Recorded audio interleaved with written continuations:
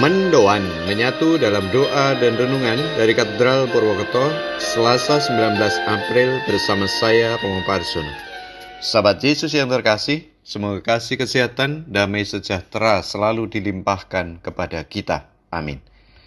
Mari sejenak kita hening menyadari kehadiran Tuhan, membuka hati dan budi kita untuk mendengarkan dan merenungkan sabda Tuhan menurut Injil Suci Yohanes 20 ayat 11 sampai dengan 18. Dalam nama Bapa dan Putra dan Roh Kudus. Amin. Tuhan bersamamu dan bersama rohmu. Inilah Injil Suci menurut Yohanes. Dimuliakanlah Tuhan.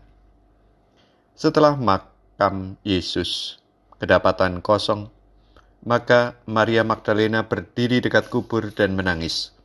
Sambil menangis, ia menjenguk ke dalam kubur itu, dan tampaklah olehnya dua orang malaikat berpakaian putih, yang seorang duduk di sebelah kepala dan yang lain di sebelah kaki di tempat mayat Yesus terbaring. Kata malaikat-malaikat itu kepadanya, "Ibu, mengapa engkau menangis?" Jawab Maria kepada mereka, "Tuhanku telah diambil orang, dan aku tidak tahu di mana ia diletakkan." Sesudah berkata demikian, ia menoleh ke belakang dan melihat Yesus berdiri di situ, tetapi ia tidak tahu bahwa itu adalah Yesus. Kata Yesus kepadanya, "Ibu, mengapa engkau menangis? Siapakah yang engkau cari?" Maria menyangka orang itu adalah penunggu taman. Maka ia berkata kepadanya, "Tuan, jikalau Tuan yang mengambil dia, katakanlah kepadaku di mana Tuan meletakkan dia, supaya aku dapat mengambilnya." Kata Yesus kepadanya, "Maria." Maria berpaling dan berkata kepadanya dalam bahasa Ibrani, "Rabuni," artinya guru. Kata Yesus kepadanya, "Janganlah engkau memegang aku, sebab aku belum pergi kepada Bapa.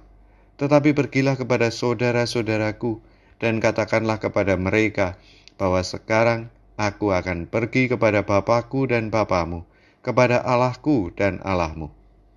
Maria Magdalena pergi dan berkata kepada murid-murid, "Aku telah melihat Tuhan," dan juga bahwa Tuhanlah yang mengatakan hal-hal itu kepadanya. Demikianlah sabda Tuhan. Terpujilah Kristus. Aku telah melihat Tuhan. Itulah pengalaman iman Maria dari Magdala setelah berjumpa secara pribadi dengan Tuhan Yesus yang bangkit. Perjumpaan pribadi itu terjadi setelah Yesus 2 kali menyapa Maria. Sapaan pertama menyebut Maria dengan sapaan ibu. "Ibu, mengapa engkau menangis? Siapakah yang engkau cari?" Pada waktu itu, Maria menyangkanya sebagai penunggu makam. Dalam sapaan kedua, Yesus memanggilnya dengan sapaan pribadi yang lebih personal, yakni dengan memanggil dengan sebutan Maria, nama pribadinya. Maria mengenalnya sebagai Tuhan Yesus yang dicarinya. Dalam relasi sosial, sapaan pribadi lebih sering mengena, menyapa, dan membuat orang sadar akan dirinya dan diri sesamanya. Sapaan pribadi sering lebih meneguhkan dan menguatkan. Sapaan pribadi mendorong orang untuk maju, untuk mengembangkan diri. Maka, mari kita mengembangkan sapaan pribadi satu dengan yang lain, sehingga dengan demikian kita semakin tumbuh dan berkembang dalam karakter pribadi Kristiani. Marilah berdoa. Tuhan, semoga berkat-Mu semakin tumbuh berkembang dalam sapaan pribadi per pribadi, sehingga nama-Mu semakin dimuliakan dalam hidup bersama kami, kini dan sepanjang segala masa. Amin. Tuhan bersamamu dan bersama rohmu. Semoga Allah yang Maha Baik memberkati, melindungi, dan membimbing kita dalam nama Bapa dan Putra dan Roh Kudus. Amin. Selamat beraktivitas. Tuhan memberkati. Salam mendoan.